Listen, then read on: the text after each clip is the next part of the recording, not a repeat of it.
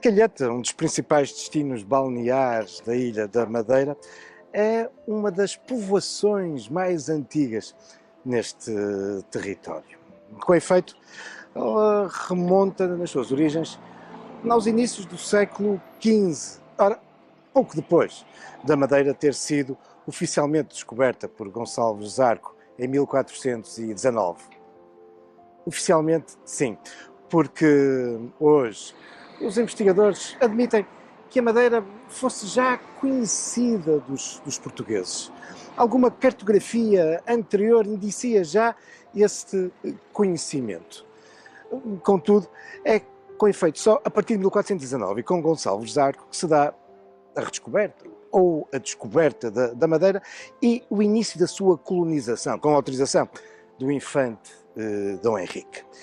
E muito pouco depois deste início da colonização, por volta de 1430, Gonçalves Zarco vai doar um grande território da ilha ao seu filho, João Gonçalves da Câmara. Exatamente esta área da Calheta. Sintomaticamente, ainda hoje, este é o maior município da Madeira. E durante os 70 anos seguintes, este território vai crescendo de um modo significativo na sua importância, de tal forma que logo em 1502 o rei Dom Manuel vai elevar a Calheta a vila, dando-lhe Foral.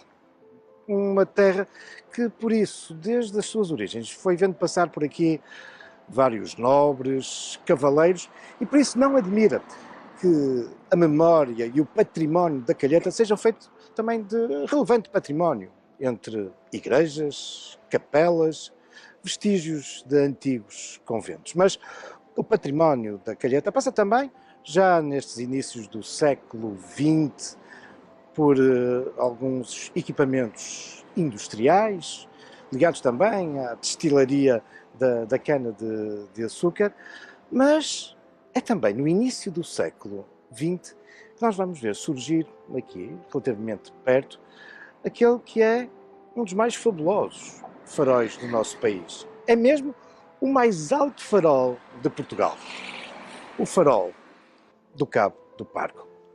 Vamos conhecê-lo.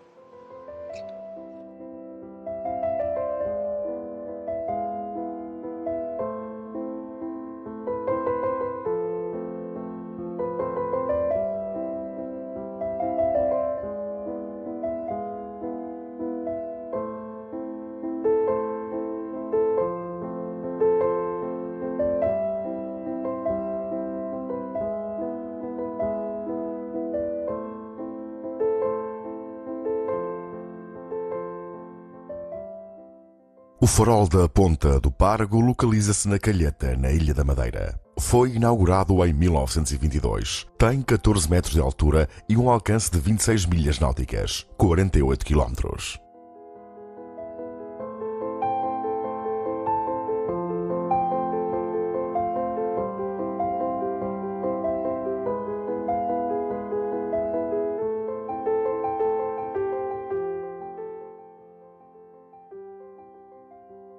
É este o belo e icónico farol da Ponta do Pargo. Localiza-se na freguesia com o mesmo nome, Ponta do Pargo, no concelho da Calheta, e, sim, é o mais alto farol da costa portuguesa. Pode ser surpreendente, porque muita gente tem a ideia que o mais alto farol português é o de Aveiro, com os seus 62 metros. E este, afinal, só tem 14. Mas, quando nos referimos a este farol como sendo o mais alto em Portugal, estamos a referir concretamente não ao edifício, não à torre de farol, mas sim à sua implantação. E desse ponto de vista, não há dúvidas. Este é mesmo o mais alto farol português. Isto porque ele se encontra no extremo, nesta ponta, desta arriba que nos permite visualizar lá embaixo o mar a quase 300 metros. É essa a profundidade, a dimensão, o abismo que separa o mar do início do farol, cuja lanterna se localiza a 312 metros de altura, mais alta no nosso país. Mas Este farol tem outras características. Desde logo, associado a esta sua localização, o facto de se encontrar numa costa abrupta. E essa circunstância faz também com que daqui exista um belíssimo domínio visual. Estamos, de resto, junto também daquele que é um dos mais conhecidos miradouros da Madeira. Já quanto ao topónimo, ao nome, ele é igualmente interessante. Não nos podemos esquecer que estamos naquele que é o extremo mais ocidental da Madeira. E este mar será abundante, diz a tradição, em pargos. Mas mais do que isso, os primeiros colonizadores da Madeira, diz a lenda, quando contornaram este extremo da ilha, pescaram um pargo. E é tão simples quanto isso. É assim que surge a designação da ponta do pargo, que se vai imortalizar desde há 100 anos com este farol que vamos conhecer.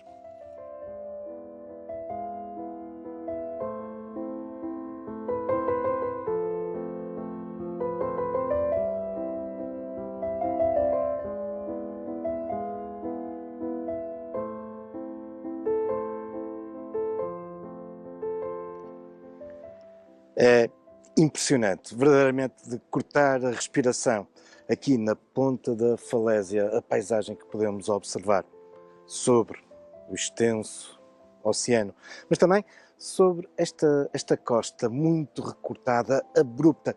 Aqui encontramos a cerca de 290 metros sobre o nível das águas do mar e vamos observando também este mundo rochoso, abrupto, que se prolonga até às achadas da Cruz. Em boa verdade, estas características desta costa prolongam-se até Porto Muniz. E estamos numa costa muito perigosa. Uma costa com estas grandes falésias, muito rochosa, com formações rochosas que se prolongam pelo mar. E por isso, desde épocas antigas, que se percebeu que esta era uma costa que importava sinalizar para garantir segurança a quem contornava este extremo da ilha, ter marcas, faróis que indicassem exatamente onde começava a terra.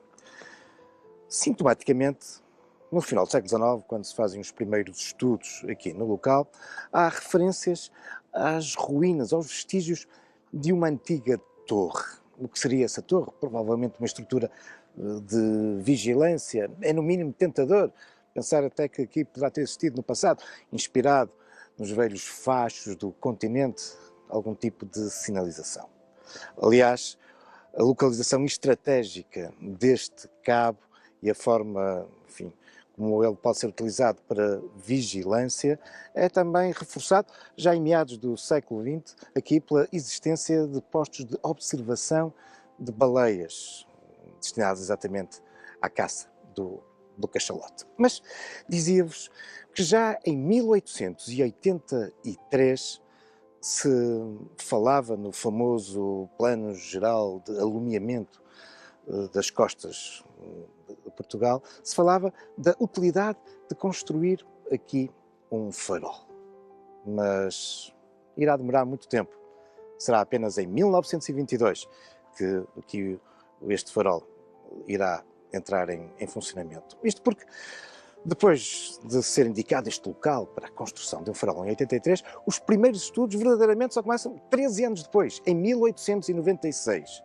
E, mesmo assim, o projeto que virá a dar origem ao farol e o arranque da construção é só em 1911.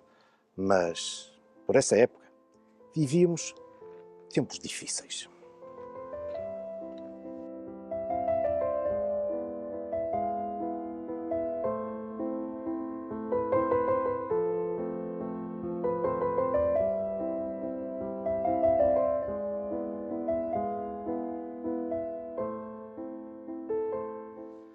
Sim, não eram tempos fáceis aqueles que seguem à implantação da República, em outubro de 1910. A obra arranca, com efeito, em 1911, mas a instabilidade política que some dificuldades financeiras são ainda por cima agravados pelo grande conflito mundial, a primeira grande guerra, ao qual Portugal acabará por se ver envolvido. E isso traz repercussões aqui para a construção do farol. Com efeito, apesar de, em 1915, se ter encomendado à famosa casa parisiense Barbier e Bernard o aparelho que será fundamental no farol, as autoridades nacionais acabarão por pedir à empresa francesa para só entregarem o equipamento mais tarde. Estávamos em 1917 e havia, de facto, motivos para esta preocupação. Como vos dizia, Portugal tinha, entretanto, entrado na Grande Guerra e temia-se que a Madeira pudesse ser atacada pelos alemães. Temia-se e, de facto, aconteceu. Submarinos alemães, por 2 vezes, entram no porto do Funchal. Durante horas vão, através de torpedos e também de obuses, não só atacar embarcações fundeadas no porto, como bombardear a própria cidade. Há uma preocupação nessa época em proteger os faróis da Madeira e justificava-se por isso que essa encomenda não chegasse em pleno conflito aqui, até ao farol da Ponta do Pargo. O aparelho será entregue já depois da guerra, em 1920. As obras prolongar-se-ão ainda durante mais algum tempo e o farol entrará em funcionamento a 5 de junho de 1922. Um farol que veio para ficar e que traz, na época, um conjunto de novidades, nomeadamente o que diz respeito à sua arquitetura, muito pensada também em função dos faroleiros. As residências são pensadas com alguma independência e autonomia umas das outras. E também, e o próprio projeto faz questão de sublinhar isso, há a preocupação de que os faroleiros, para acederem à Torre de Farol, não tivessem forçosamente, ao contrário do que acontecia com a generalidade dos faróis portugueses, de ter que vir ao exterior. Não, seria possível circular pelo interior e ir até à Torre do Farol. Bom, mas a propósito de faroleiros, vamos à conversa com o chefe do farol.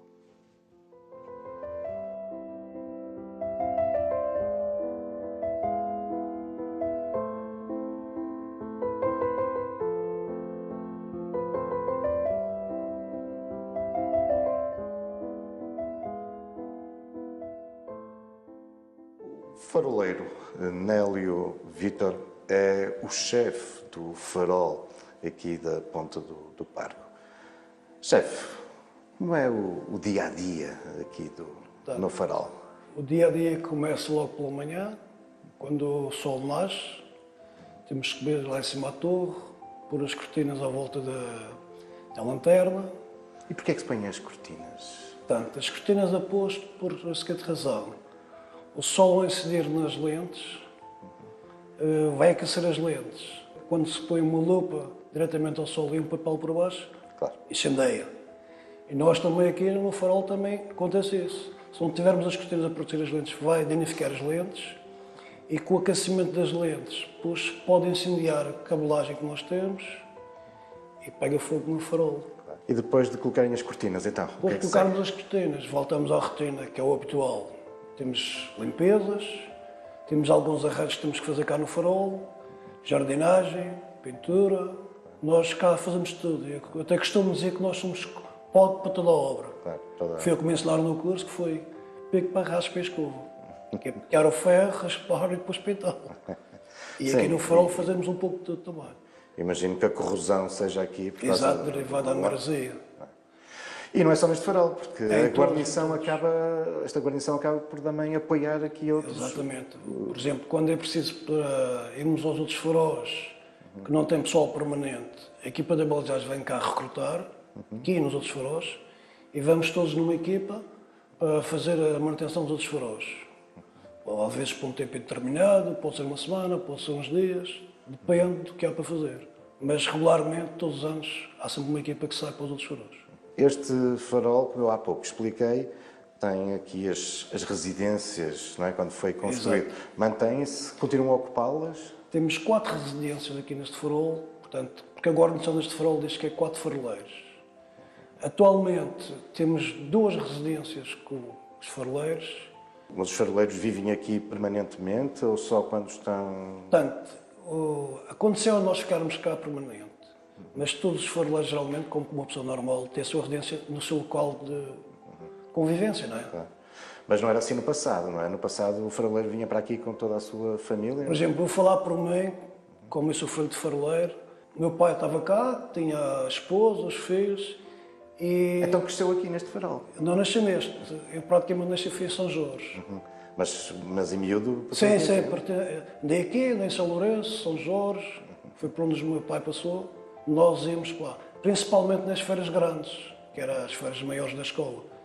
Quem andava na escola ficava lá no outro lado com os mais velhos. Vou falar sempre pela minha família.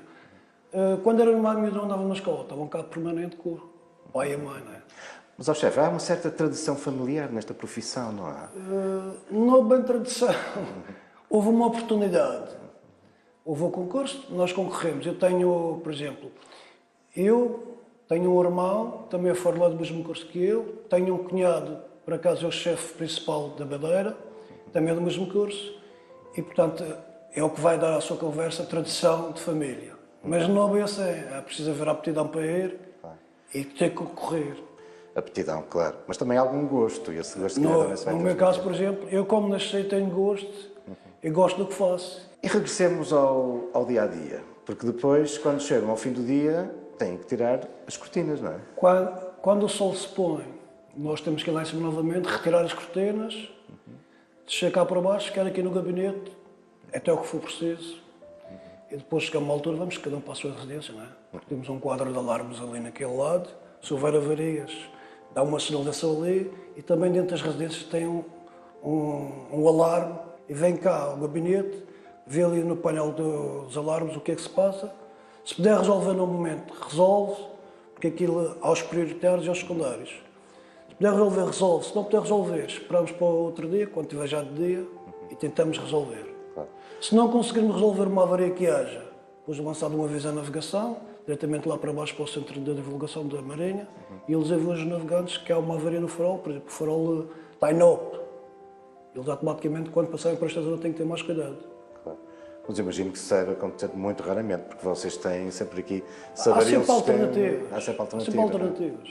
Porque, por exemplo, neste farol temos 2 lâmpadas de 1000 watts, que é o que temos ali, o exemplo para as pessoas que quando chegam cá a saber. Se fundir uma, troca logo a outra.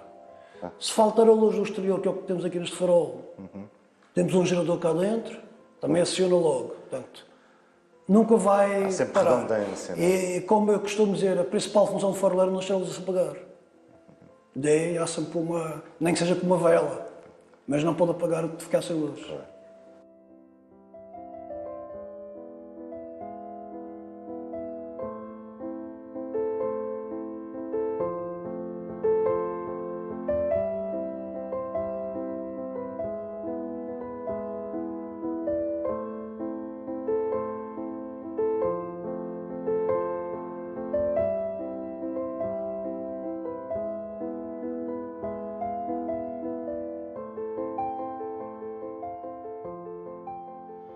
Como é evidente, o património da Ilha da Madeira está longe, muito longe de se esgotar nos faróis. E a esse propósito, viemos até ao Funchal. Estamos no convento de Santa Clara, edificado nos finais do século XV. E estão ainda aí bem visíveis, nomeadamente aqui no claustro, os vestígios góticos. Mas depois apresentam-nos marcas de outras épocas, de outros estilos. Particularmente importantes são os do século XVI e depois do século XVIII. Já barroco e rocaille. Estamos a falar daquele que é o mais antigo convento, a mais antiga casa monástica feminina na Madeira, fundada por João Gonçalves da Câmara, o segundo capitão do Funchal. E só aqui no Funchal há muito para falar. E este é também um pretexto para virmos à conversa com Francisco Claude, ele é o diretor dos Serviços de Património Cultural da Madeira. Doutor, do ponto de vista do património, eu sei que ficaríamos aqui horas a falar, mas o que é que mais distinguiria na Madeira? Em relação ao património da Madeira, dizer que é sobretudo um património que está a começar a ser divulgado, porque tem sido feito um grande esforço de conservação, restauro e investigação para se poder iniciar uma fase seguinte, que é o da divulgação. Aliás, esses trabalhos têm vindo a ser reconhecidos internacionalmente. Pronto, tem acontecido, felizmente, ainda há muita coisa por fazer, mas aquilo que caracteriza essencialmente o património artístico e cultural da Madeira é, no fundo, isto, antes de mais, a sua condição de ser muito pouco conhecido e de estar agora a ser mostrado com a sua verdadeira dignidade. O nosso património cultural artístico é muito diversificado e tem uma característica muito interessante, sobretudo até bem tarde no século XVIII, que é a existência de comitentes muito exigentes. E a maior parte das encomendas de maior importância são feitas nos principais mercados artísticos e, sobretudo, nos círculos da corte.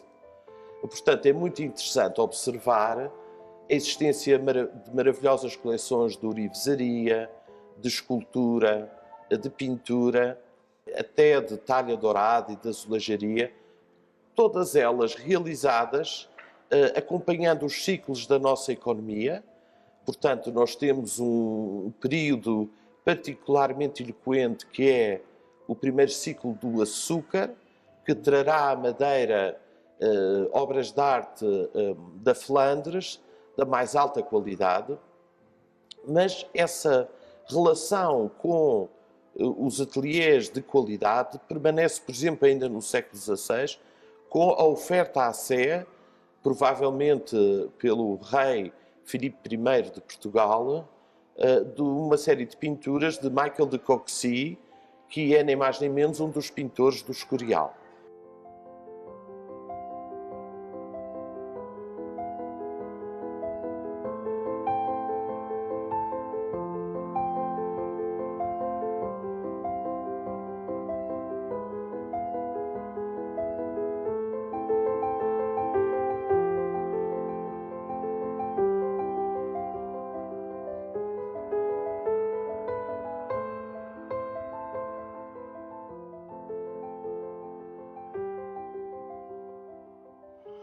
Doutor, aqui o convento das Clarissas é um bom exemplo disso que nos estava a dizer, de toda essa dinâmica artística, das encomendas que chegam à Madeira.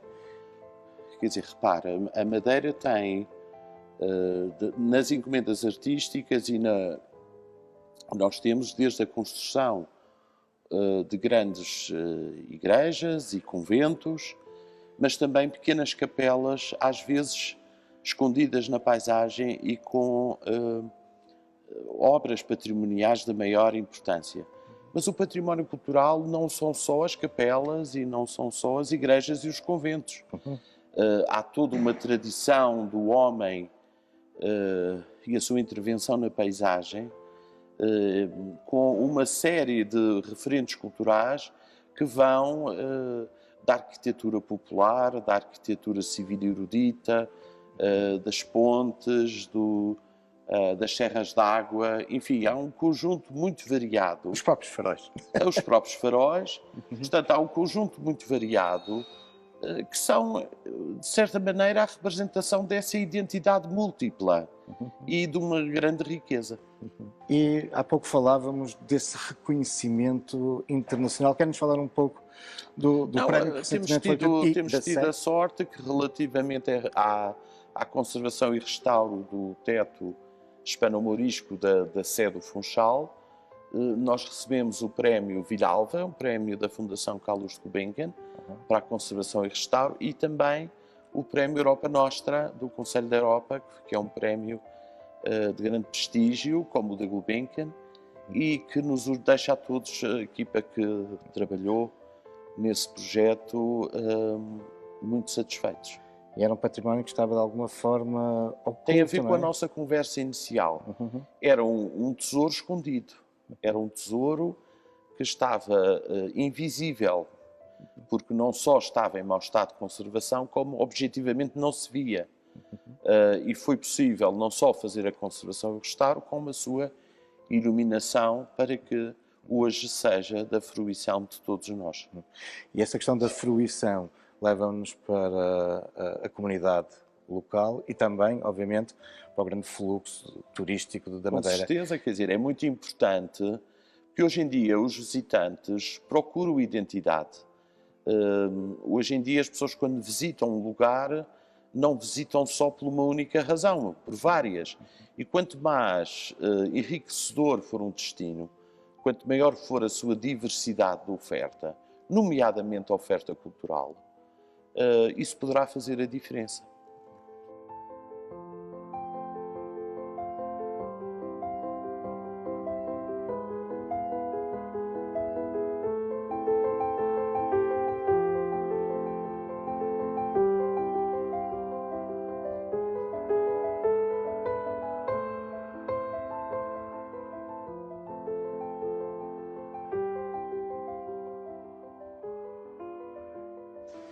E ainda a propósito da riqueza e diversidade do património na Madeira, regressamos ao farol aqui da Ponta do Pargo, porque neste antigo espaço de oficinas, desde 2001, instalou-se um núcleo museológico sobre este farol, mas também sobre os muitos outros faróis que existem na Madeira e no Porto Santo. É assim, não é, chefe? Sim, sim. O que é que aqui podemos observar? Portanto, aqui temos um pequeno polo museológico, que eu costumo dizer que é uma exposição permanente dos faróis da Madeira, em que temos um pouquinho de tudo, com mais algumas peças que nos enviaram lá da direção de faróis, e vamos dando isto para o pessoal conhecer. Somos logo recebidos por um mapa ali com as luzinhas, a Sim, localizá-los portanto, todos. isso não é? é a localização que temos os faróis na Madeira para o turista ou quem nos visita ter a vontade de saber em que local temos uns pequenos faróis ou o próprio farol. Aí Eles percebemos terem a que toda a ilha ideia está contornada, rodeada exatamente, de faróis. devido à orografia da ilha também. E depois temos aqui fotografias de todos eles, não é? Sim, sim, que é para o pessoal ter assim uma percepção do que existe na Madeira. O chefe já andou por todos estes faróis. Já corri, desde criança que corro isso, não é? Mas atualmente, desde que comecei a trabalhar nos faróis, que foi desde 95, temos corrido todos. Geralmente é essa a vida do faroleiro, é correr todos. Claro. Voltando aqui ao museu, ele tornou-se também num motivo que tem contribuído para este farol ter muitos visitantes. Exatamente, é um local atrativo, tanto pela localização, pelo próprio farol em si, a estrutura do farol, e agora com o polo museológico, chama as pessoas para que venham cá. Este é, de resto, um dos faróis mais visitados do país, não é? Penso que atualmente ainda continua a ser. Antes da pandemia fomos o mais visitado com 15 mil e tal visitantes. Chegaram a ultrapassar o de Aveiro, não é? Exatamente. Foi uma coisa que eu me propus quando cheguei cá para chefiar, disse que tínhamos que tentar ultrapassar, pelo menos chegar nos próximos. E por acaso conseguimos o objetivo. E claro, isto foi correndo, os turistas levam para as coisas deles, chegam cá com outros colegas, já diziam, farol Ponta do Parque. E a freguesia para mim é mais conhecida porque tem o farol. Porque falam, Ponta do Parque, sabe onde é? Não, pá, não estou a ver. Onde tem aquele farol assim, assim? E o pessoal já sabe onde é.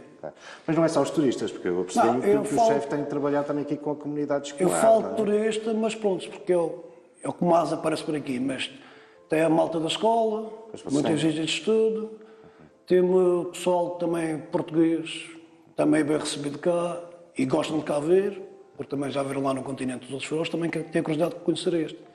E porque foi anunciado também foi mais visitado, há curiosidade sempre de ver, não digo o melhor, mas O mais visitado. o mais visitado. E Também, o mais alto. também somos o farol mais alto de Portugal. Claro.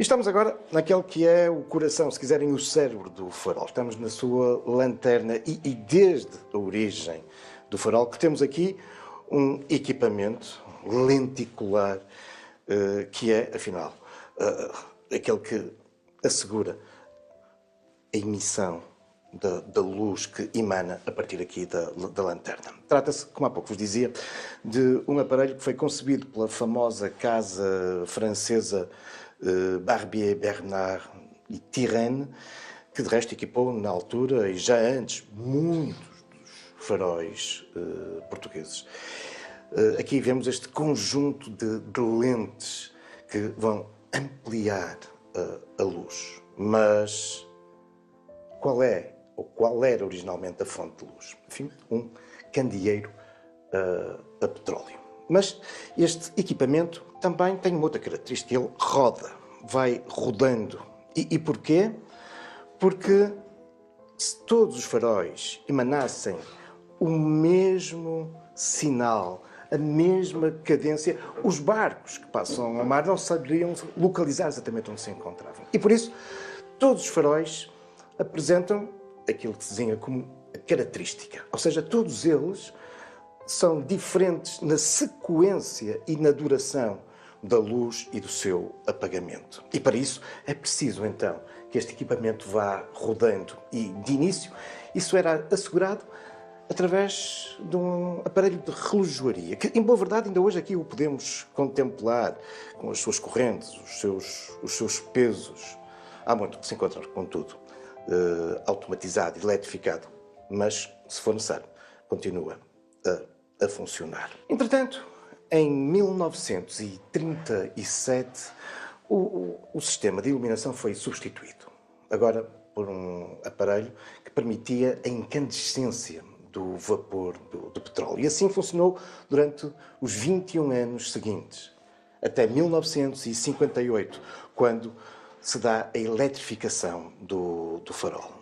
Num primeiro momento e durante longos anos, uma eletrificação assegurada por geradores próprios aqui do farol.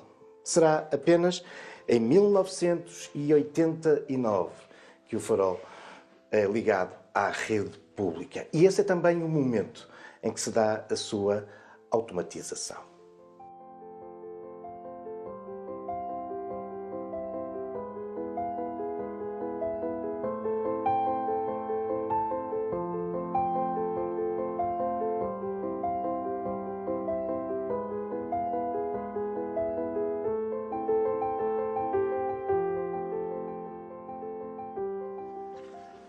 Localizado na extremidade ocidental da Ilha da Madeira, o farol da Ponta do Pargo foi crucial ao longo dos últimos 100 anos para a segurança da navegação, da navegabilidade dos barcos que contornam este extremo da grande ilha. E prova da sua eficácia é que não temos histórias para vos contar de grandes naufrágios nesta costa perigosa. Prova de que o farol cumpriu a sua obrigação, cumpriu a missão pelo qual ele foi edificado. É certo que, ao longo dos últimos anos, muito dessa missão tem vindo a ser substituída por novas tecnologias, nomeadamente pelo posicionamento que as embarcações conseguem verificar através de satélites. Mas a redundância sempre foi fundamental para a segurança no mar. O trabalho diário dos faroleiros permitem que os faróis como este se mantenham sempre como uma última esperança, como um último aviso, caso os aparelhos mais sofisticados falhem. E muitas vezes eles falham. E por isso, este é também um dos motivos pelo qual este histórico farol continua e continuará a funcionar. Um histórico farol que apresenta esta particularidade de ser o mais alto em Portugal. Isso é também um dos mais visitados. Junte-se a quem visite, sim, porque este é um farol que merece ser visitado.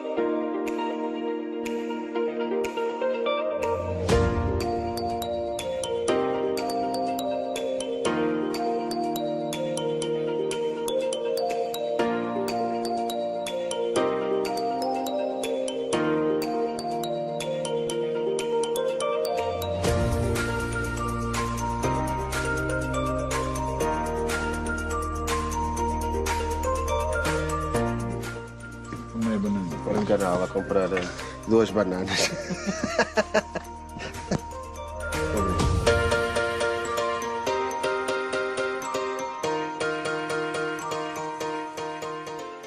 A Póvoa de Varzim é há muito um local de referência nas dinâmicas costeiras e pescatórias do norte de Portugal. Não admira, por isso, que desde cedo aqui se tenham desenvolvido estruturas de sinalização para as embarcações. Curiosamente, uma delas foi implantada numa igreja de grande devoção entre os pescadores, a da Senhora da Lapa. Mas foi também na Póvoa que, em ferro, foi erguido um dos mais curiosos e raros faróis da costa portuguesa, o de Regufe, que iremos conhecer no próximo episódio do Conversas com História, nos Faróis.